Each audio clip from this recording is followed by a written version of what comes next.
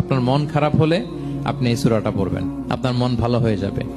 এটাকে দি anti depressant সূরা বলে, মানে ডিপ্রেশন কাটায় ফেলে। আমাদের এরকম অনেক সময় হয় না যে হতাশ, দেয়ালে পিঠ ঠেকে গেছে, কোনো বের হওয়ার রাস্তা নাই, কই যাব, কোথাও সফলতা নাই, সবাই আমাকে ভুল বুঝতেছে, এরকম মাঝে মাঝে হয় না? আমাদের সবার লাইফে আপস এন্ড ডাউনস আছে। আপনি যখন ভারাক্রান্ত হবেন, কষ্টে থাকবেন, এই সূরাটা পড়বেন, দেখবেন যে আপনার ডিপ্রেশন দূর হয়ে গেছে। তো আল্লাহর হাবিব সাল্লাল্লাহু আলাইহি ওয়াসাল্লাম যখন এরকম ভারাক্রান্ত ছিলেন, চিন্তিত ছিলেন, তখন আল্লাহর হাবিব সাল্লাল্লাহু আলাইহি ওয়াসাল্লামকে চিন্তা মুক্ত করবার জন্য আল্লাহ তাআলা এই চমৎকার সূরাটি নাজিল করেছেন।